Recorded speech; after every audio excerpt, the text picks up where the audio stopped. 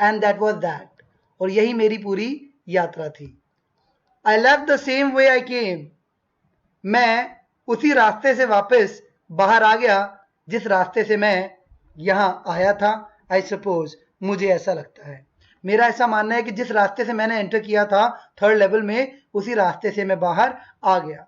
Next day during lunch hour, अगले दिन lunch hour के दौरान, I drew $300 out of the bank. मैंने बैंक से $300 निकाले। नियरली ऑल वी हैड, लगभग इतने ही हमारे पास थे। And bought old style currency, और मैंने पुराने जमाने की करेंसी खरीदी। That really worried my psychiatrist friend. इस बात ने मेरे मनोचिकित्सक मित्र को सच में चिंतित किया। You can by old money at almost any coin dealers. आप पुराने जमाने की करेंसी लगभग किसी भी कॉइन डीलर पे जाकर के आप वहां से पुराने जमाने की करेंसी खरीद सकते हैं। बट यू हैव टू पे अ प्रीमियम, पर उसके लिए आपको कुछ अतिरिक्त भुगतान करना होगा। My $300 bought less than 200 in old style bills. अब मेरे $300 से मुझे पुराने जमाने के लगभग $200 से कुछ बिल्स मिल गए, पुराने जमाने के कुछ नोट मिल गए मुझे, जो $200 से कुछ कम थे। बट आई डिडंट केयर, पर मुझे कोई फर्क नहीं पड़ा। Eggs were 13 cents a dozen in 1894। अगर 1894 में आप एक दर्जन एग्स लेने जाएंगे, अंडे लेने जाएंगे, तो उसके लिए आपको मात्र 13 सेंट पे करने होंगे। तो मुझे इस बात का कोई फर्क नहीं पड़ा। But I have never again found the corridor that leads to the third level at the grand central station. वो कहता है कि उसके बाद मुझे कभी भी वो कॉरिडोर, वो रास्ता नहीं मिला जो मुझे कहाँ पे लेके जाए, ग्रैंड सेंट्रल स्टेशन के थर्ड लेवल पे लेके जाए। Although I have tried often enough. वो कहता है हालांकि मैंने कई बार कोशिश की। Luisa was pretty worried. मेरी वाइफ भी काफी चिंतित हो गई थी। When I told her all this, जब मैंने उसे ये सब बताया तो वो बहुत चिंतित हुई। And didn't want me to look for the third level any more. वो नहीं चाहती थी कि मैं थर्ड लेवल के बारे में अब और तलाश करूं और सर्च करूं। And after while I stopped. और कुछ समय बाद मैंने भी थर्ड लेवल को तलाश करना बंद कर दिया। I went back to my stamps. और उसके बाद मैं किस पे लौट आया? अपनी हॉबी पे। किस चीज की? स्टैम्प कलेक्शन करने की। But now we are both looking every weekend. पर वो कहता है कि अब मैं और मेरी वाइफ दोनों ही थर्ड लेवल को सर्च कर रहे हैं। हर वीकेंड हम सर्च करने जाते हैं, थर्ड लेवल की तलाश में जाते हैं। क्यों? Because now we have proof. क्योंकि अब हमारे पास प्रूफ है, अब हमारे पास सबूत है that the third level is still there, कि थर्ड लेवल अभी भी वहां है। My friend Sam Weiner disappeared. मेरा एक फ्रेंड है सेम वियनर, वो गायब हो गया है। नोबडी न्यू वेयर, कोई भी नहीं जानता वो कहां गया। But I sort of suspected, पर मुझे एक प्रकार का डाउट है, एक प्रकार का शक है। Because Sam's a city boy, क्योंकि सैम एक शहरी लड़का है, एक सिटी बॉय है। And I used to tell him about Galesburg. और मैं गेल्सबर्ग के बारे में उसे बताया करता था। I went to school there, मैं वहां स्कूल जाता था। And he always said he like the sound of the place. और वो हमेशा ये कहा करता था, उसे उस जगह की साउंड का मतलब बच्चों यहाँ पे है to be pleased by something that you have heard और रेड। यानी जिस बात के बारे में आपने कभी सुना हो या पढ़ा हो, उसको सुनकर के जब आप थोड़ी सी प्रसन्नता फील करें, तो उसके लिए हम यूज कर सकते हैं साउंड। तो वो कहता है कि ही लाइक द साउंड, मतलब उसे वो साउंड बहुत अच्छा लगता था उस जगह का, मतलब उसकी बातें सुनना उसे बहुत पसंद था। And that's where he is, और वो वही है, सैम गेल्सबर्ग में ही है। ऑल ऑल राइट इन 1894, वहीं बिल्कुल ठीक ठाक 1894 में। Because one night fussing with my stamp collection. अब वो इसका रीजन बताएगा, वो क्या ऐसा प्रूफ है, वो ऐसा क्या सबूत है जो ये बताता है कि जो उसका फ्रेंड सैम है वो गेल्सबर्ग में चला गया है राइट इन 1894। ठीक है। वो कहता है एक रात में, फसिंग का मतलब होता है ट्रबलिंग, यानी एक तरीके से मैं उलझा हुआ था, मेस्ड था। किससे? मेरी स्टैम्प कलेक्शन, जो उसके पास डाक टिकट थी उसको निकाल लिया और उसे देख रहा था। I found, well, do you know what a first day cover is? बच्चों मैंने आपको बताया था कि फर्स्ट डे कवर के बारे में आपको at the end of the lesson में बताऊंगा। तो अब चार्ली बता रहा है कि what is first day cover. ये पेपर में कभी शॉर्ट क्वेश्चन भी आ जाता है, तो आप ध्यान से समझिएगा। वो कहता है कि when a new stamp is issued, जब कोई नई स्टैम्प जारी की जाती है, इश्यू की जाती है, तो जो स्टैम्प कलेक्शन करने वाले होते हैं, जो जिनकी हॉबी होती है स्टैम्प कलेक्शन करना, स्टैम्प कलेक्टर्स, वो क्या करते हैं, बाय मतलब खरीद लेते हैं some and use them to mail envelope to themselves on the very first day of sale. तो वो क्या करते हैं कि स्टैम्प्स को लेकर के एनवलप पे लगा लेते हैं और उसे मेल कर देते हैं अपने खुद के पते पे। And the postmark prove the date, और उस पर लगने वाला पोस्ट मार्क यानी स्टैम्प इस बात का प्रूफ होता है, इस बात का प्रमाण होता है कि जिस दिन वो स्टैम्प कंट्री में फर्स्ट टाइम इश्यू की गई उसी डेट को उसे खरीदा गया और उसे भेजा गया। पोस्ट मार्क क्या होता है बच्चों, इट्स एन ऑफिशियल स्टैम्प, ये एक सरकारी स्टैम्प होती है जो उस पैकेज पे लगती है, उस एनवलप पे लगती है जिसे भेजा जा रहा है, और वो क्या प्रूफ करती है, place date and time of posting. Alright, तो इस तरीके से इसे कंफर्म किया जाता है।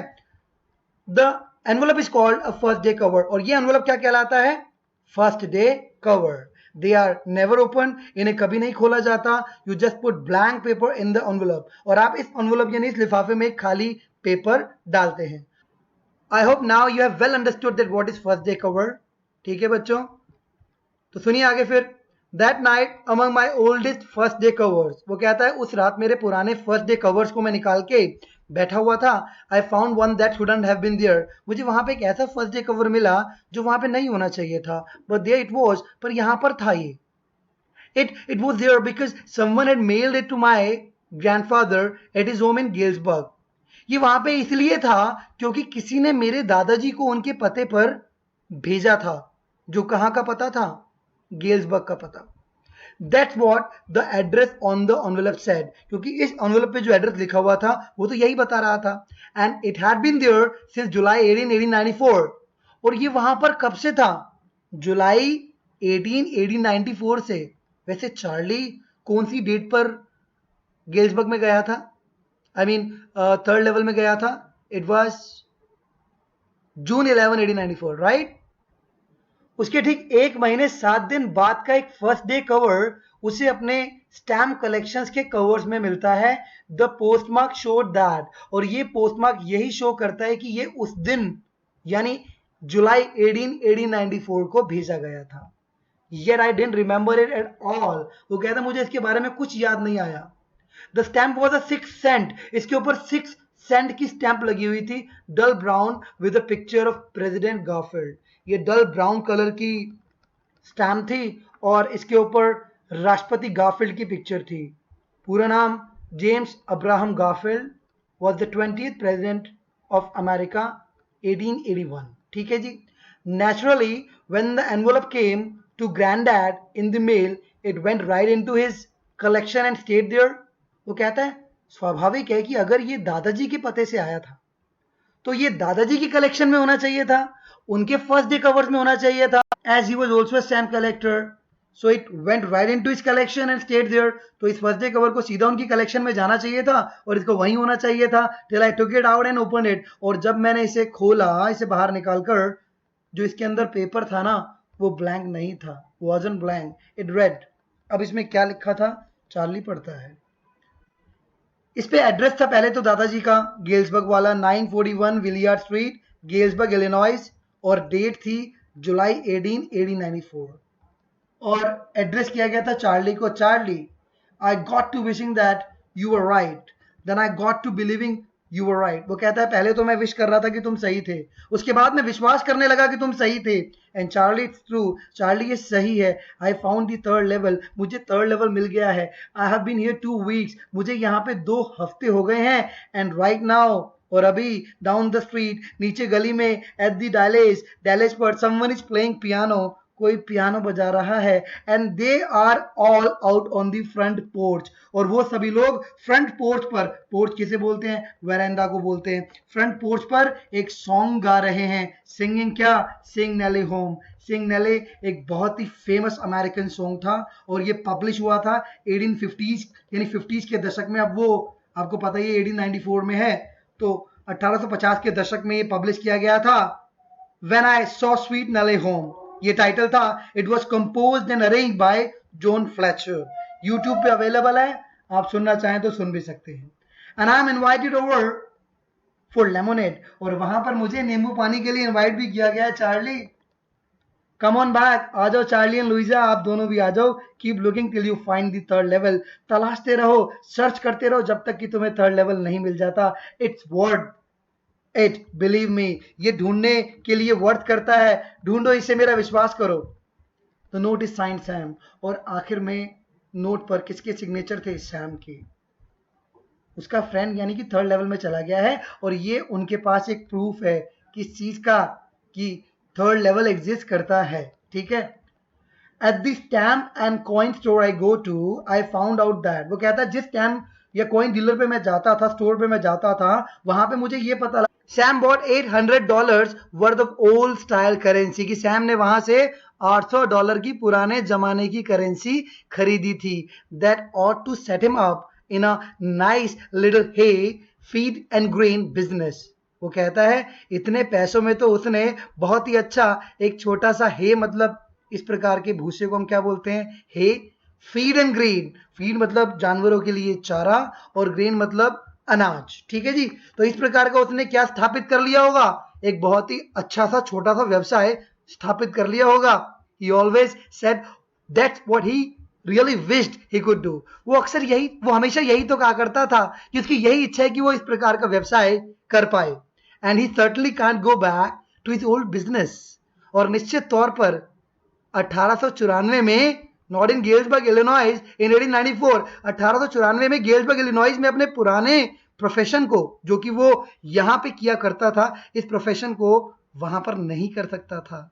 अपने पिछले प्रोफेशन में कैंट गो बैक. क्या था उसका पिछला प्रोफेशन? जी हाँ, हिज ओल्ड बिजनेस. वाई, क्यों, जानना चाहेंगे? Sam was my psychiatrist. जी हाँ, सैम मेरा साइकाट्रिस्ट ही तो था, मेरा मनोचिकित्सक मित्र ही तो था, जो इस थ्योरी को बिल्कुल डिनाई कर रहा था कि थर्ड लेवल एग्जिस्ट करता है. क्या समझे माय डियर स्टूडेंट्स? अब आपके माइंड में क्वेश्चन जो रेज हो रहा है, मैं समझ रहा हूँ वो क्वेश्चन क्या है. भाई आपका क्वेश्चन ये है, जो कि एग्जाम में भी आता है. क्या? Did Sam the psychiatrist really reach in the third level of grand central station? क्या वो वाकई में वहां पे गया? Right there in 1894. कहाँ? गेल्सबर्ग इलिनॉइस में. वाकई में वहां वो पहुंचा? आपके मन में क्वेश्चन होगा. और इससे भी इंपॉर्टेंट क्वेश्चन ये आता है कि क्या वाकई में थर्ड लेवल एग्जिस्ट करता था? तो भाई इसके लिए आपको ध्यान से मेरी बात को सुनना होगा. I have two different opinions about it, and each opinion will support और जस्टिफाई माई आंसर. ठीक है. सो लिसन केयरफुली बच्चों, बड़े ध्यान से समझना. ठीक है. As per my first opinion, my answer is yes. Sam found the third level and reached there in Galesburg, Illinois. अब आप सोच रहे होंगे कि भाई उसे वो थर्ड लेवल कैसे मिला, वो वहां कैसे पहुंचा. तो चलो मैं आपको इसका आंसर देता हूं. Now let me give you my first reason for this. As we know, this story is a fiction. ठीक है, कल्पना है ये. And according to the author, if Charlie can accidentally visit to the third level where he observed everything of the period of 1894, ठीक है, जैसे वो पहुंच गया वहां पे और उसने सब कुछ 1894 का बिल्कुल फील किया कि वो 1894 में आ गया, वहां पे सब कुछ उसने ऑब्जर्व किया, तो इसमें कोई वंडर की बात नहीं है. If Sam found the third level and reach there in 1894. और इसके लिए मैं आपको पॉसिबल रीजंस भी दे सकता हूं आपके टेक्स्ट बुक से ही, आपके लेसन से ही. क्या? कि भाई पहला रीजन तो ये है कि वो लेटर जो उसने भेजा, first letter send by him from Galesburg Illinois, in which he asked Charlie and Louisa to keep looking for the third level, जैसा कि मैंने आपको बताया, जिसमें उसने लास्ट में साइन भी किए अपने. ठीक है. और दूसरा क्या हो सकता है? Second, when Charlie visits the stamp and coin dealer, और उसे वहां पे क्या पता लगता है? Comes to know that Charlie had bought an old style currency of $800.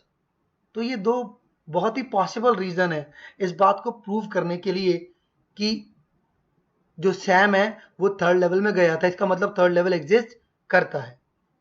But अगर आप मेरा सेकेंड ओपिनियन लो, तो माई सेकेंड ओपिनियन इज कि भाई Sam did not reach there in the third level, as it was just a figment of imagination of Charlie's mind. ये सब Charlie के दिमाग की कोरी कल्पना थी. एक फैब्रिकेटेड स्टोरी थी, ठीक है? क्यों? Because Charlie knew that he will never be able to prove anyone that he visited the third level, as it was not true. खुद को पता था ये सच नहीं है, ठीक है? He was just trying to escape from the tensions of modern world of life, and moreover he couldn't find that corridor again that leads to the third level.